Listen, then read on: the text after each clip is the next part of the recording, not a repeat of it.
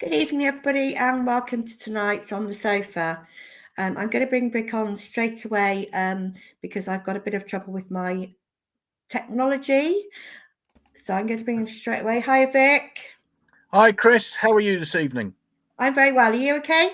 Yeah, I'm all right. I'm just about getting over the long day at Harrogate, but jet lag takes a while to get over, doesn't it? As it were.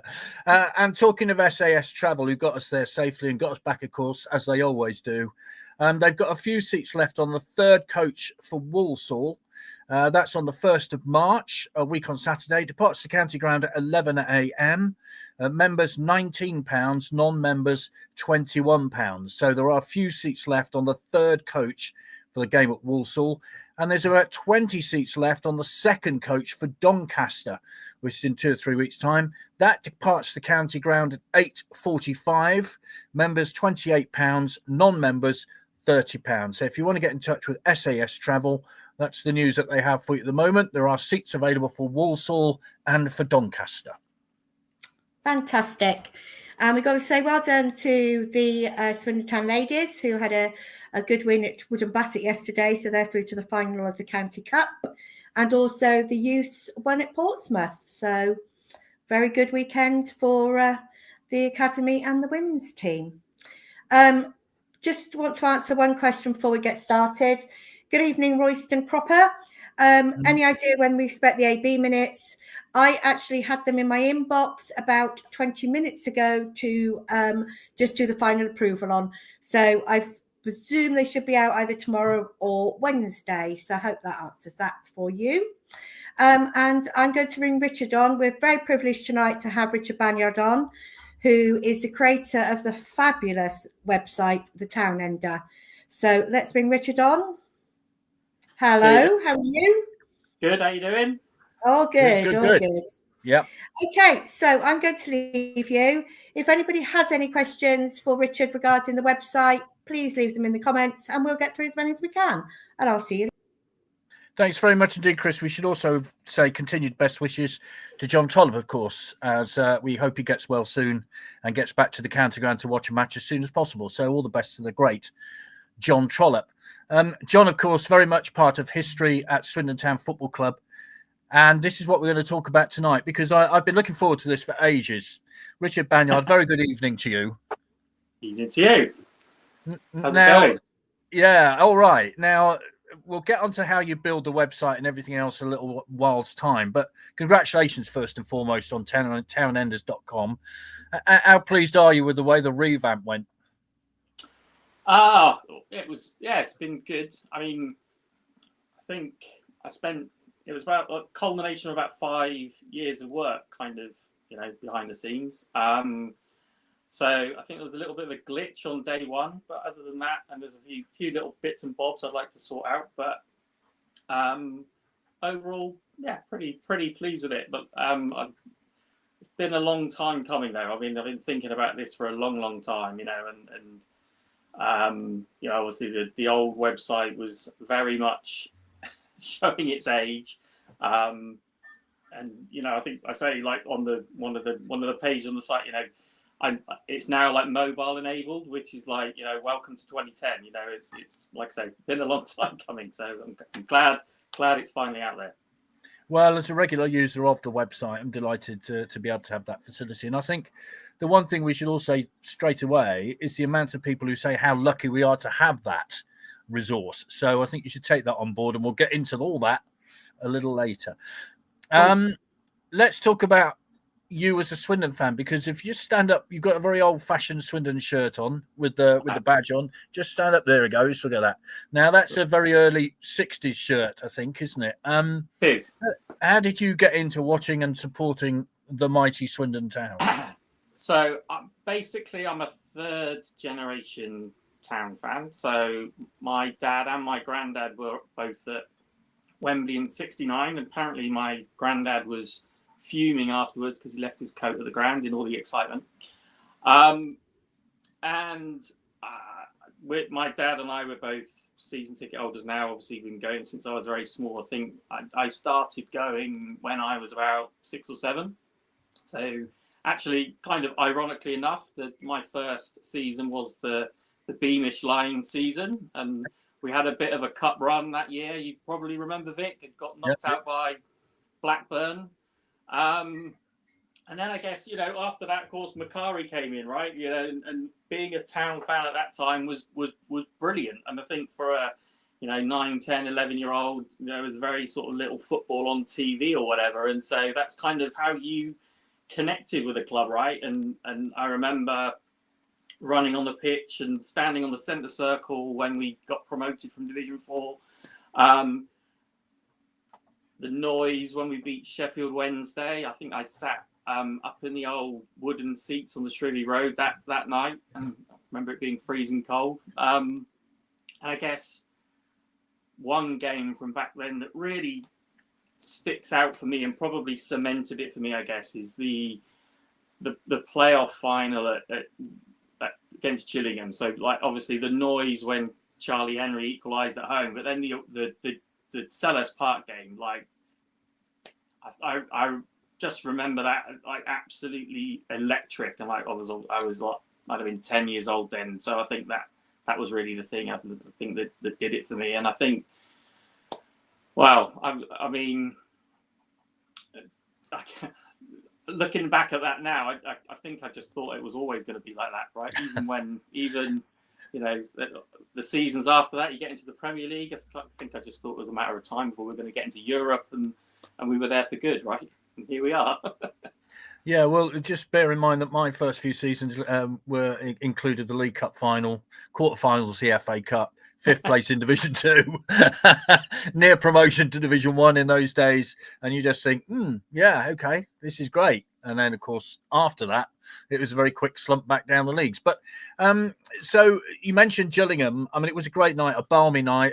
If I remember right, the whole of one stand on one side of Selhurst Park was completely occupied by Town fans. So a fabulous atmosphere. Yeah, that was superb. And I remember just coming back after the game. And obviously, I think you look at these things, you get muddled up. Obviously, I've watched that footage, many times now. I've got it on an old VHS tape, and obviously I've digitized it myself. But it's difficult to know what you remember and what you've seen again since, right? But one of the things I do remember is after the game, right, and coming out and just the traffic and the people beeping their horns and waving the flags and yeah, I mean that was incredible. And obviously back-to-back promotions, right? I mean, just incredible stuff, brilliant. Yeah, it was amazing. Selhurst Park never been the easiest of grounds to find either, has it? It's one of those. I don't know how many times I've been there, but you always think, how am I going to find this again? It's near Sainsbury's, I know that. Other supermarkets are available, clearly. Right, so how does that transmit into? I won't say the old name of the website because this is one of the reasons you changed it, I think, isn't it? Yeah. Do you want to run through it? Go on. The name of the website? Swindon-town-fc.co.uk, the old one. That's the one, yes. So, yeah, I think, well, I mean, okay, that was a bad choice. So maybe I'll come back to that in a moment. But in terms of, like, how did I get to doing that kind of thing? I'd say, I guess there's two parts to that story, right? So I think part of that's me and part of that is kind of what happened to me, I suppose. So I think I've always been kind of, football mad. And I guess I've always really been kind of interested in like the statistical side of things. And I don't know, if you think about like back in the 80s, you get like Match Magazine or Shoot Magazine. And at the start of the season, you'd always get like that little book that you could fill out your team statistics in, or the league ladders where you change where the teams were at the end of every week or whatever. And I guess for me, like everything was kind of football. I used to get like the Rothman's Football Yearbook for Christmas every year. I had this book called 5001 Jokes, Games and Puzzles, and it had like a football game in it. I'd say a football game, but it was you tossed coins and you threw dice, and it worked out what the score was. And I would recreate like entire tournaments, like that stupid little game, and of course, I had everything like, Sabutio and all that kind of stuff. I had Star Wars figures, and I'd set them up in 5-a-side and ice cream tubs at either end for goals with a ball bearing, and I play out football matches with them. Everything was about football. And then I suppose I got my first computer when I was quite young, and it was like I started out with like a Commodore 16, and then I used to play football games on the computer, right? So I had like this terrible game called World Cup, and then I had a ZX Spectrum. So if everyone remembers those with the rubber keys. I played like the original Football Manager on that. So how'd you do? That was really, stats and football, I guess, kind of all rolled into one. And then did you get promotion with that original Football Manager? Did you manage to do that? Promotion? I don't think I that one. I don't think I did actually. Way back then, I think I was too young. But I remember you always had Peter Shilton in goal, whatever team you were. I seem to remember. But anyway, but I think I remember as well, like when I was like 14 or 15, you got like the Championship Manager came out as well, like the first versions of that. So I had, I guess that was kind of like 91, 92, something like that.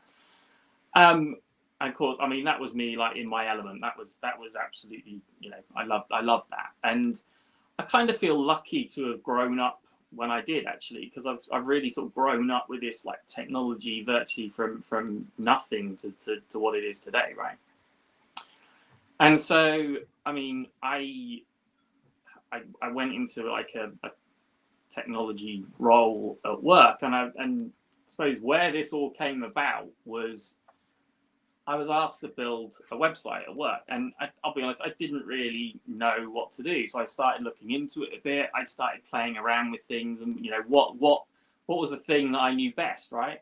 So I started to build a site about Swindon, and I mean, it was terrible at first. It was really bad. I guess along the lines of a lot of, early sort of web pages. If you look on early era internet web pages, they're all, pretty awful. And I think I literally copied like, 10 seasons worth of results and league tables out of my old Rothmans football yearbooks, and maybe a few player profiles and some cartoony images of the Simpsons and stuff like that. It was pretty poor, and it went live it was October 99, and we'd just been beaten 4-0 at home by Bolton. I don't really know why it was around that time, but that's what that was kind of how it got out there. And then I mean at that time it was like on my own sort of personal web space. I have no idea if anyone visited that old site, but that was kind of how it began. Well, John Stevens, our regular background checker, has just said, now that's what I call a background. It's all right. So this is actually our spare there you room. are. This is our spare room, and it's not on Airbnb yet, but maybe at some point. Well, there you are, John. I think he's done a job for you, so that's pretty good. Obviously, the iconic county ground clock in the background as well, which always helps, doesn't it? Yeah, the old Rolex clock, part of the town's history. Now, when you're putting this together, what is in your head? What did you want it to be? Was it to be, as it is now, the ultimate town encyclopedia? Was it more simple than that? What did you want it to be? I can honestly say when I started it, I don't think I certainly never considered it getting as big as it got. I guess I do have a habit for, if I'm going to do something, I like to do it properly. But yeah, I don't think I ever went into this thinking that I was going to still be doing it 25 years on. But yeah, I don't know. And I think even when I was part way through it, I don't even when I was like, I had got all the results and I started entering some lineups, I never thought that I would get to the stage that it got to now. And I remember there was at one point there was a discussion with my wife Tanya. She said to me, "You're not going to enter all those lineups, are you? Or you're not going to try and find all those lineups?" And I went, "Nah, that would just be crazy." And yeah, again, here we are. Yeah, here we are. Amazing. Now, all right, let's go to the name then. How did that crop up? The Swindon Town -, that one.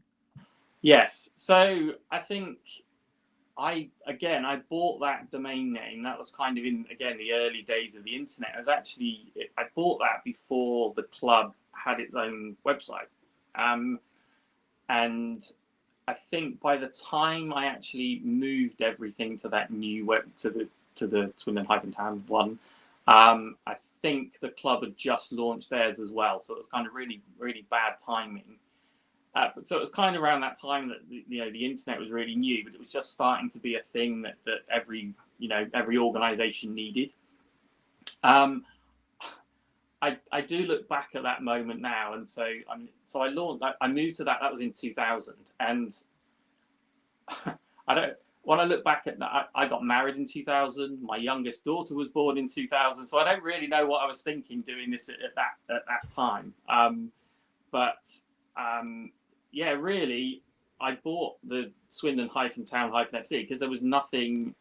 There wasn't much Swindon content on the website, on the internet at all, right? So, and actually, the original club website was swindonfc.co.uk. So it didn't. I think they had the town domain, but they never used it. And so I just bought the closest thing, and I didn't really think about it. And it was only, again, when people came to use it and started getting out there more often and got mentioned everywhere, I realised what a dozy choice it was. But by then I was too far in. Well, it was very helpful when you put the name Swindon Town in on the search list and it came up. It's always always a bonus. This is true. But I would often get like emails from people thinking that I was the official website, and there was a period when I used to get like lots of trialists like emailing me trying to get hold of trying to get a trial or whatever, and I was like, and I have to point them in the right direction. Any good ones that you can remember? Who knows? You turned down Erling Haaland for a trial. How can you do that? It was all my fault. So there you are. You have the basic website, and does it a bit grow like Topsy? How does this sort of blossom into what it is now? Yeah, so I think, okay, if I go way back to the beginning, it was all kind of like static, right? Everything was kind of its own page, and I guess as I learned a bit more how to build like dynamic websites, and then I kind of managed to get all the league and cup results from somewhere. I didn't have all the dates, but I had all the scores, and then I realized that I could move it to a database, and I built the dynamic website on top of it. So rather than having like 100 pages for 100 different seasons results, I could have one results page, and then that page kind of accesses the data from the database, and that really let me kind of build other stuff, right? Like a match lineups page and a player profile page, and I think so. It was back in 2002 that I started adding like the match lineups, and like I say, that was about the point where I said, no, there's no way I'm gonna go after everything, but we ended up doing it.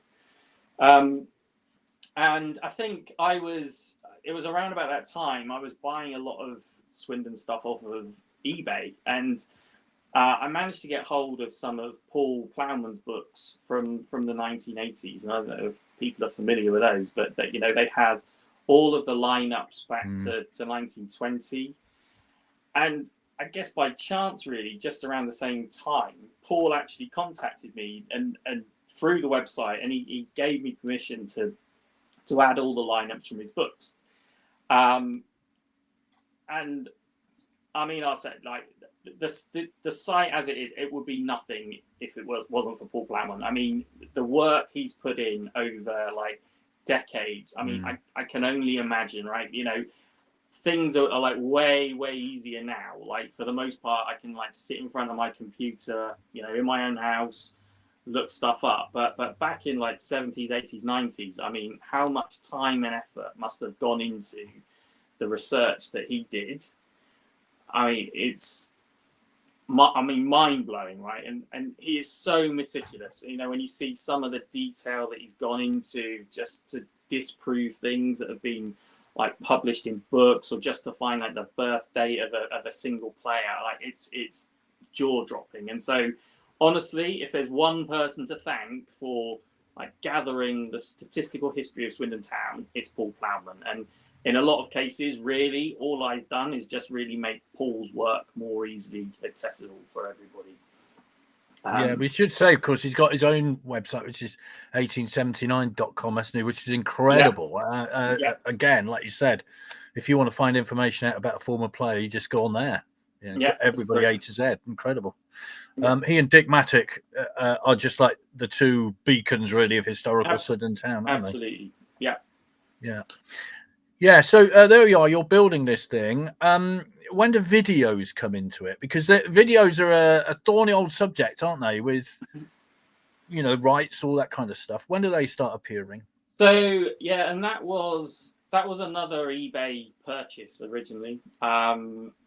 Back. So I managed to get hold of some old VHS tapes from the early 80s. So it was like it covered from about 1983 till about the 1990, I think it was.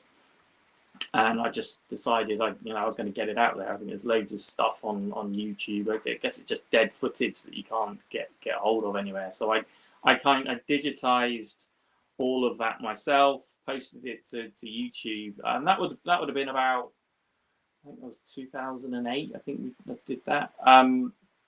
And anyway, and I just took the decision at that time. I was just going to kind of share it, right? So it swap it with people and just try and build the library up as much as I could. And now I've got like hundreds of DVDs, a roof full of VHS tapes, and I think on the site now, I think it's over 2,000 matches now that have got some footage. I think there's 2,300 videos now on my YouTube channel, and there's another guy Simon Bayliss. He's been absolutely relentless in uncovering some of that old historical footage and sharing it with me. So we make sure we share absolutely everything with each other, and that's one of those things. I mean, I've got the museum actually recently gave me, I say recently, it was last year sometime, gave me a box of VHS tapes and DVDs that I'm currently working my way through. The reason I'm looking around is because they're sat around me on the floor. And that's quite a task. There's a good like 7 or 8 years worth of stuff there, and that's quite time consuming. Yeah, I can imagine. Together. Derek Elston, who of course is one of the town's great fans, lives in Northampton, follows the town home and away. Richard, many thanks for your efforts for the website. I've been following the town since the 60s, so I'm knocking on a bit and spend quite a bit of time on your site. So there you are. And Sean, hi to you. Thanks for joining. He's a bit late, he said, but we'll have a note. If you can send an excuse note, that'd be good. Just to tell you why you're late, is it? No, it doesn't matter. But if you look at the bottom of the screen, there is the address of Richard's website. And if you've never, I can't believe there are many town fans who haven't looked at it, but if they haven't, there's the address, and go on and have a look at it now. So how difficult is it? I mean, you're talking to a complete dinosaur here who has no idea about technical stuff whatsoever. So how do you go about putting those videos on a website? Is it an easy thing? I mean, if you're technically minded, I guess it is, but how easy is it?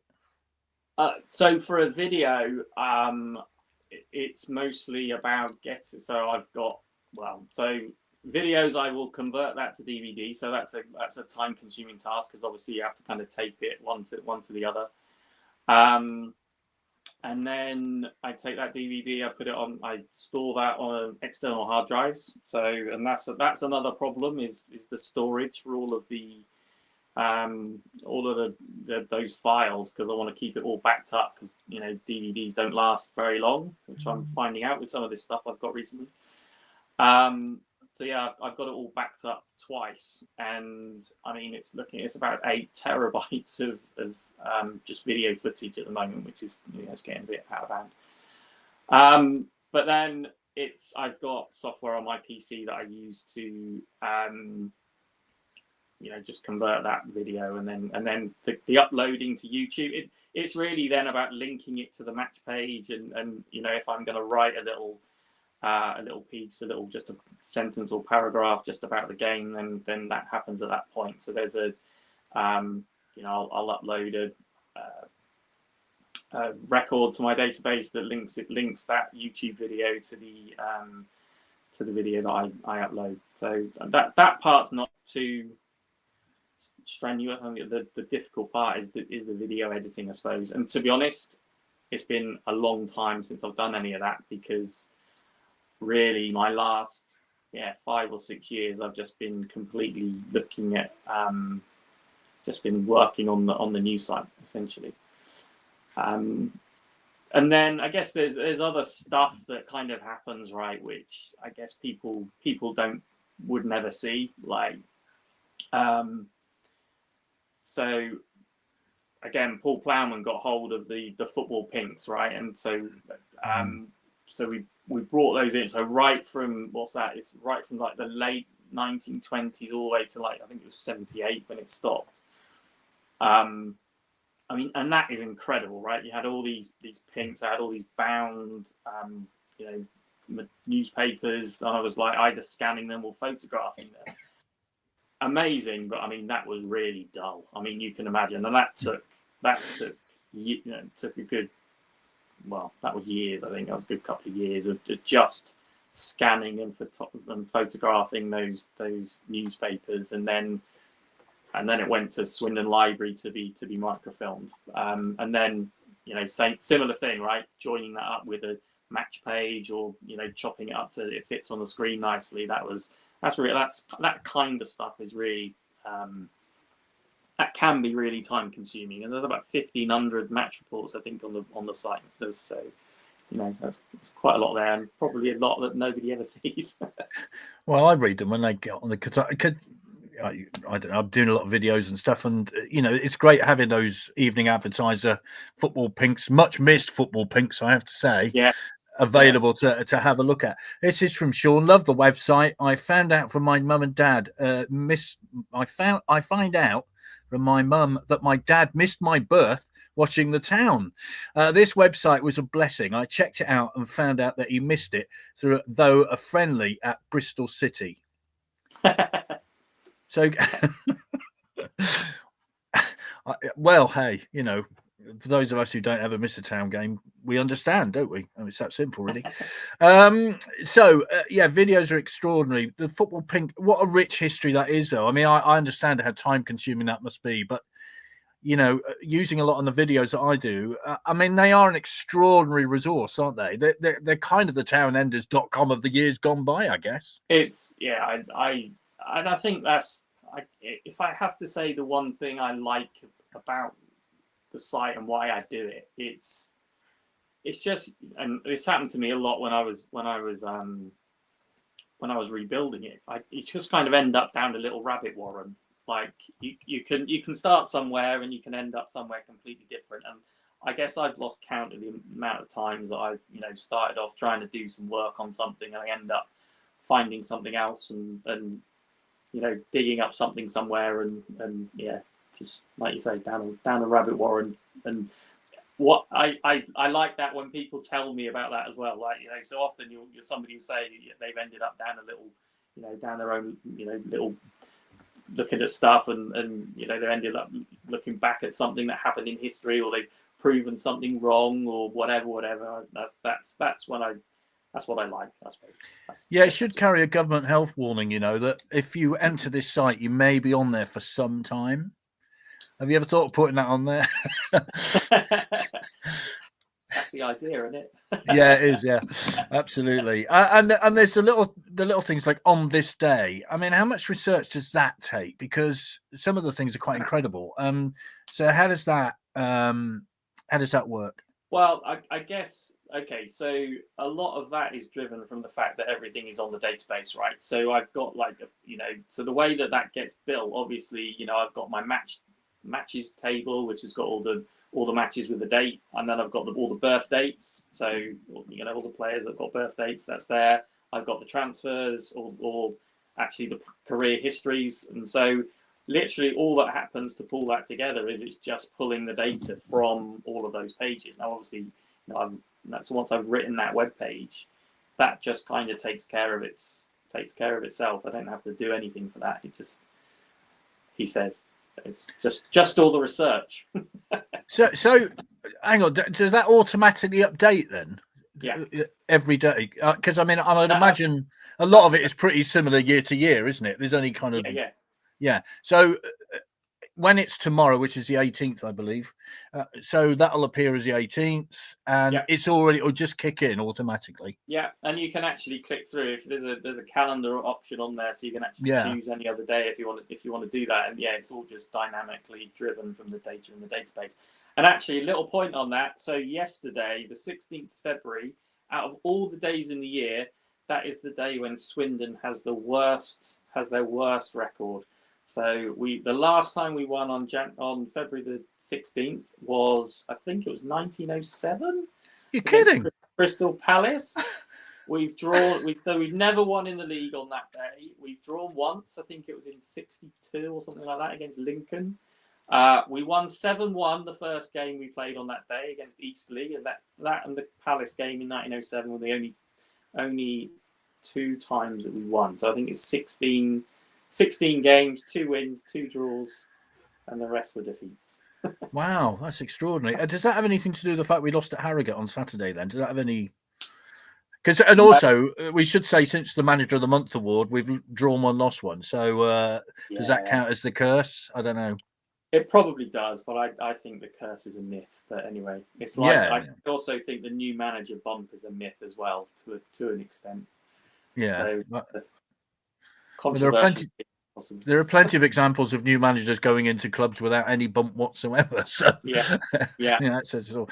Nick says, does Richard have any ideas how this resource could be brought to life in the museum in the future? Of course, those of us in the museum would definitely want somewhere to have the museum. We've got plenty of artifacts and resources and stuff, but the STS Museum is one of your partners, isn't it? Yeah. We're in touch. I think I kind of put it on the back burner a little bit just because I was so sort of knee deep in the rebuild. That was really kind of taking all of my time. But I've got ideas. Obviously now I've been to, I guess, 2 or 3 sort of club museums, and I've seen the kind of things, and there's definitely opportunity there to kind of, link between the two. I can imagine, you can kind of go around and link to the website and stuff, and obviously there's I guess vice versa, right? You can have the online view of some of the memorabilia or whatever that's physically in the museum. So I think there's definitely stuff to be done there and kind of exciting times. Yeah, very exciting. This is from Mike. Hi, Mike. I love how when we have a really obscure question that I can't get from the site, I message Richard, and he can get the most obscure info from his database. I mean, we once at the Sports Club, we recently got asked about a player who'd said to his children and grandchildren that he played for the town, and could we find out any information? So where was the first place I went to? Your website, of course, and his name appeared in a couple of friendlies. So even down to that little detail, you've got players who played in like 1 friendly or something. So that was that was one of the things I did in the upgrade, and actually, and I said, I spent about 5 years doing it. I think a year of that was researching player histories of and that included like reserves, trialists, youth team players, and all the women's team, which I never had before. And well, I had some of it, but not all of it. And again, that's work from Paul Plowman and Alan Harding on that. Like they pulled together some like the reserve player histories, and I sort of went in and then I've really kind of tried to find player images, histories, and everything for as many of those kinds of players that I can find. And yeah, so hopefully any trialist, anyone that's played for Swindon, that's what I want to get to is having that out there, just so that you can. And I've had other people contact me about finding their family history, right, and seeing that their granddad or great uncle or whatever has played for Swindon, and that's what it's all about. That's what I like about it. I was going to say that must give you a great deal of pleasure when actually you could be able to supply that information. Yeah, sometimes, and there's been a couple where I was able to kind of really give some useful information about someone that either had passed or was needed some cheering up or something. So it was that's really great. I really like that. That's, like I say, one of the things I really enjoy about doing it. Yeah, sure. On average, how much time a day do you spend on it? Because you mentioned you got a family. Do you spend all the time in that room? How does it work? That's a difficult question to answer, because I think, again, like over the last few years, it's been too long. it's been a bit relentless. I really did bite off more than I can chew. But in terms of like regular updates, I guess I'm always doing something, right? I'm always doing something on the side. But in terms of like the regular updates, generally speaking, like for a match, it probably takes me about maybe 45 minutes to update after the game. And part of that is because most of it's manual. I don't get that data anywhere else, just because I capture some things that you don't get on some of the like the more widely used sites. And also, I don't use just one source, because you kind of find that not everything is 100% reliable. So I want to make sure that everything's accurate. So I do sort of do some cross-referencing and stuff.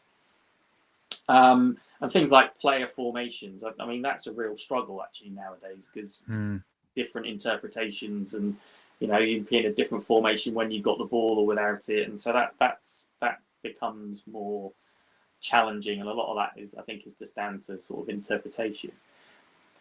Like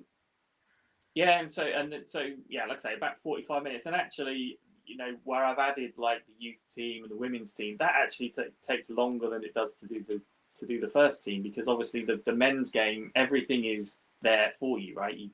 There's lots of different sources for that information, but when you get to the women's and the youth team, I mean, even if you go on like the FA's website for the women's game and you look at the lineups, the teams are in alphabetical order, so they don't tell you. And okay, I'd love to get to a position where we can put formations and things out there, but unless you've actually been to every game and you've documented it yourself, you can't. You're never going to get to that stage. Sometimes it's a struggle to find out, who played in goal for the opposition. So actually, there was a great example from a couple of weeks ago where can't remember what the team was now, but it was a women's match, and the player that played in goal was listed on the opposition's website as a midfielder. It's like, right. How was I supposed to find that out? So there's a lot of digging sometimes that gets involved in this. So generally, yeah, it can vary, but I'm always doing something. And I don't watch any TV or anything like that. I mean, that's the thing, right? So in the evenings, you think, I hear people like watching all the box sets or series that come on from time to time, and I don't really have time for any of that. Claire says, firstly, thank you, Richard, for all the man hours and effort you've given to the website that benefits so many. And on a personal level, thank you for providing me with the most amazing record of an illustrator's version of a game my granddad played in at the county ground. Now one of my most treasured possessions. Thank you. There you go again. I think I remember that one. That was a good one. So that goes back to what you were saying earlier, Vic, and I think that was so.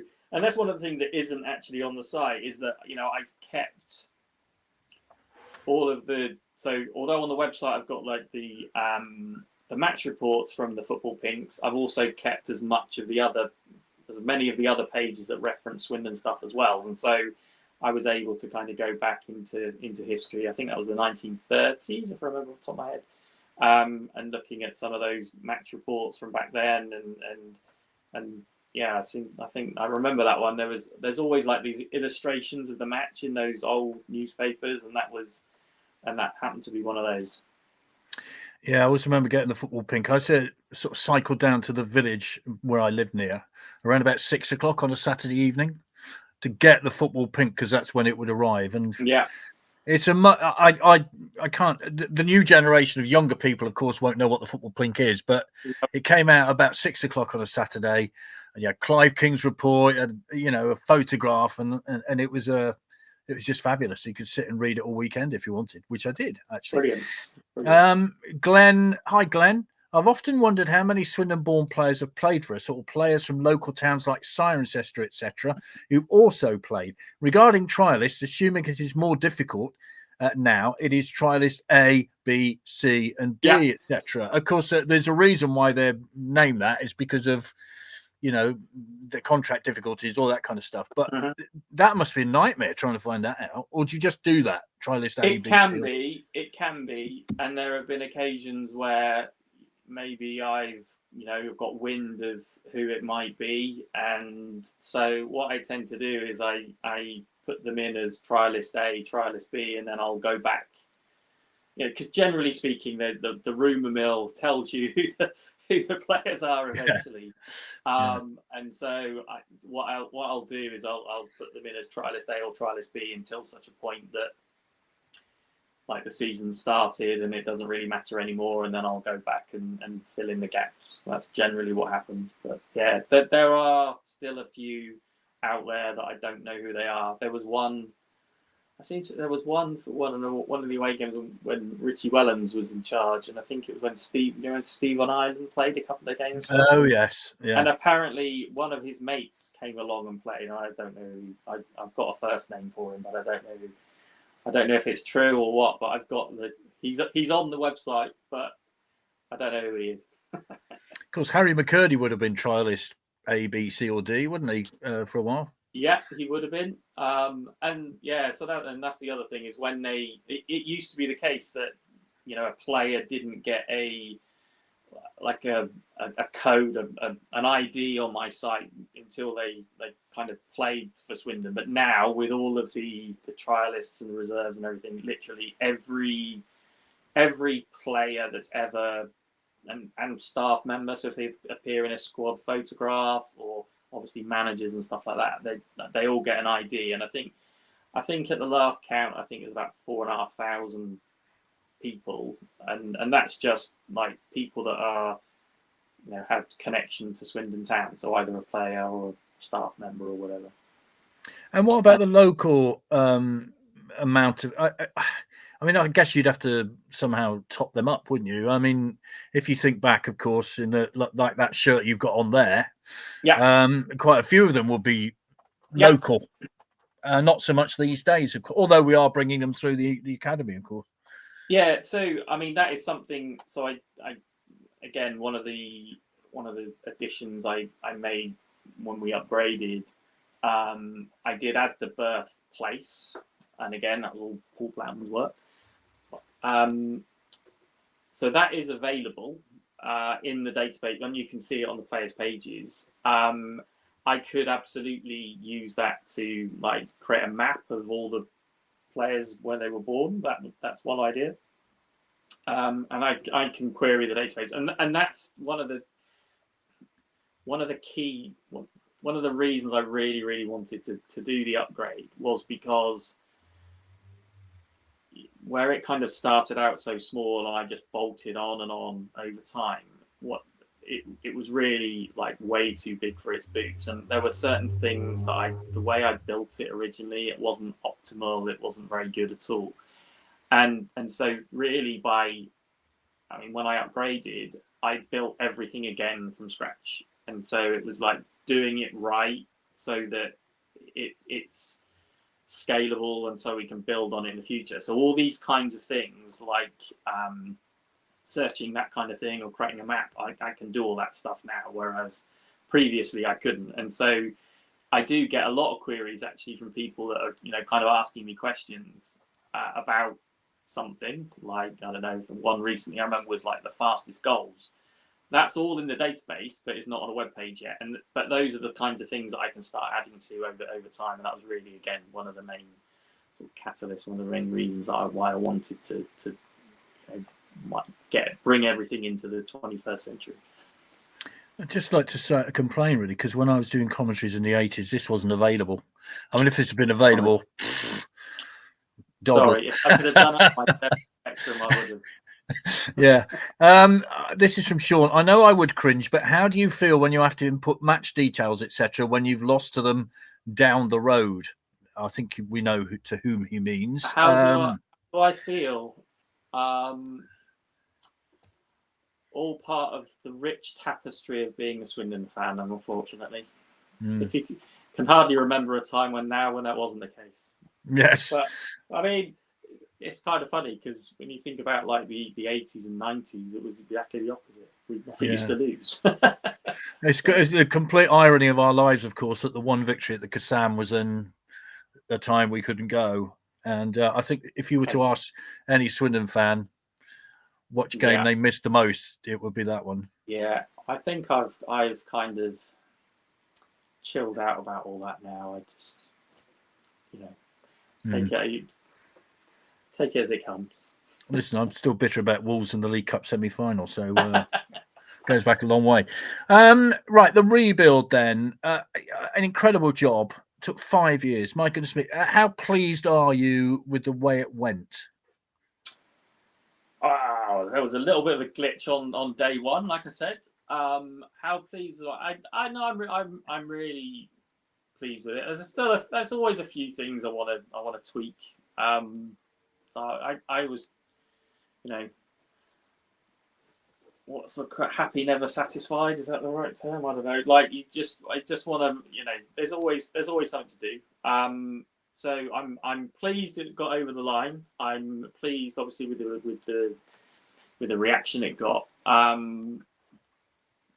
think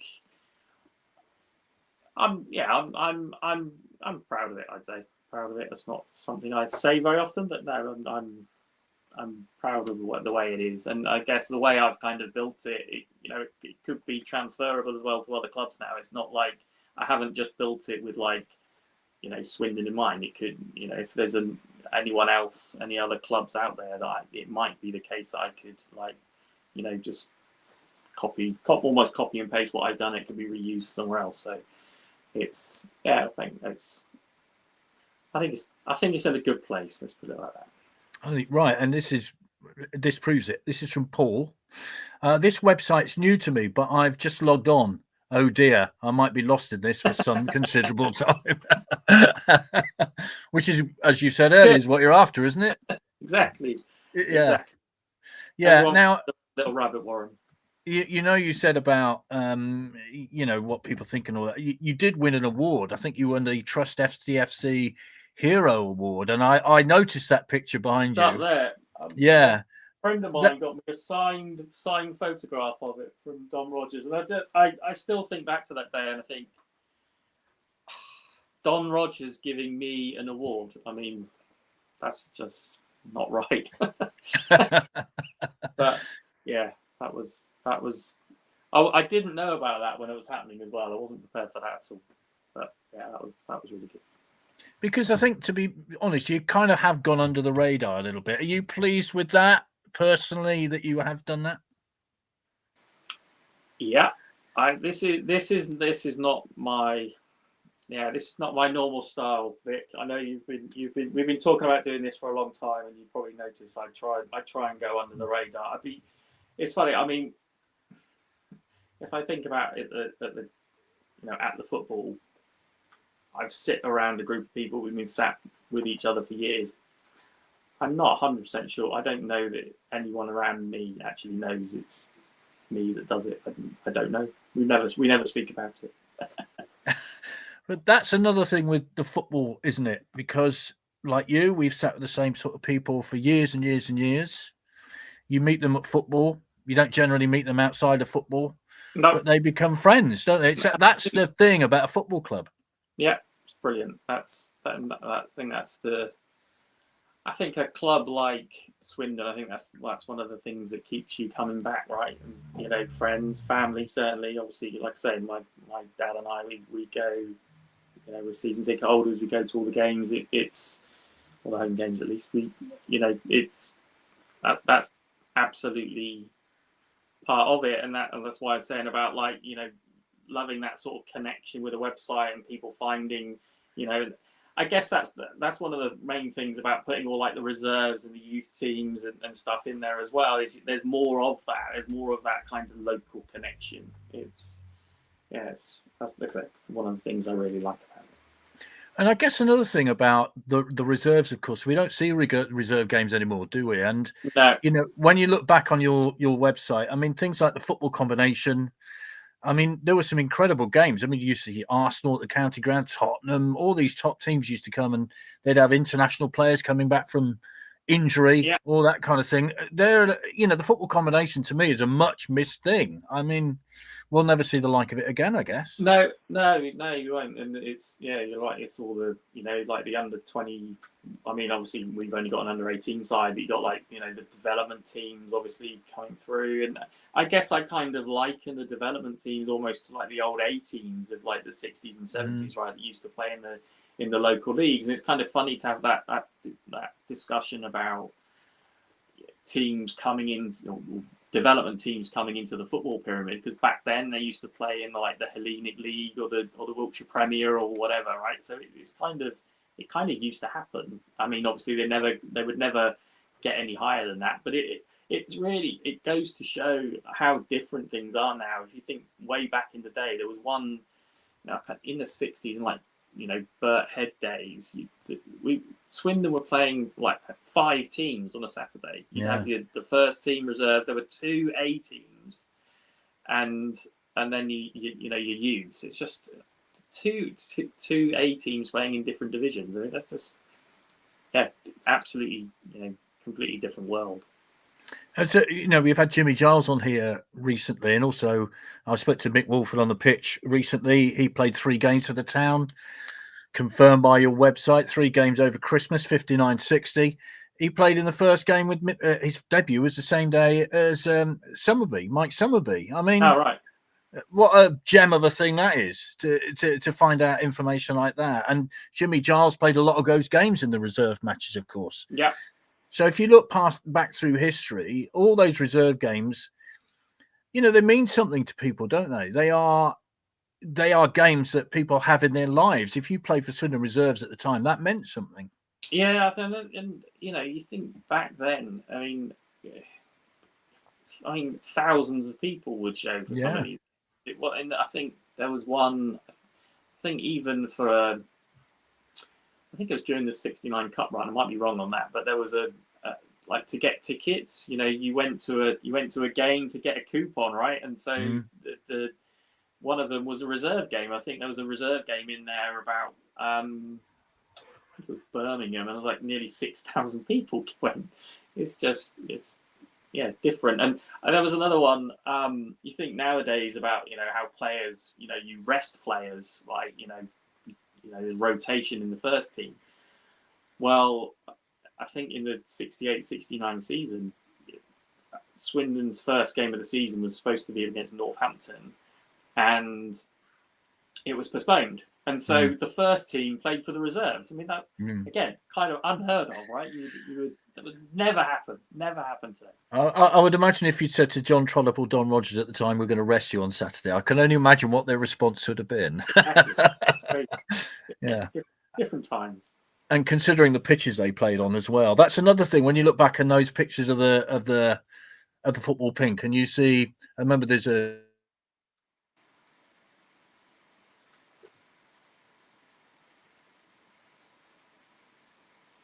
League Cup final. I mean, the pitches, and Scunthorpe in the FA Cup. I mean, oh, you're back again. You know, you look at the pitch like that, Scunthorpe in the FA Cup. I mean, it wasn't a pitch, was it? It was a ploughed field, basically. Yeah, no, absolutely. That was, and the Everton. What was that? Even I mean, that's you're talking like late 70s there, right? What was that, 77? It was like a ploughed field or a beach, whichever way you look at it. Ian says, I was at the Birmingham reserve game. Kenny Burns played up front for them, later to go on to play for Forest, of course, with the European Cup. So you saw all big names in those reserve matches. They are much missed, I have to say.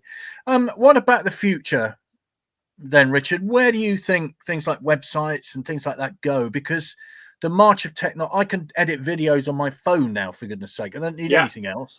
Where's it going to go? Yeah, I think, okay, so I mean, who knows, right? I mean, in terms of technology overall, but I guess in terms of the site, I mean, you something like that, you can edit the videos, but you've got to find the videos, right? And I think that's, a lot of that is, I guess, kind of done. I don't think I'm going to find much more footage out there now, although there are some games that we know about that were on sort of TV in the 60s that maybe we will uncover one day. Who knows?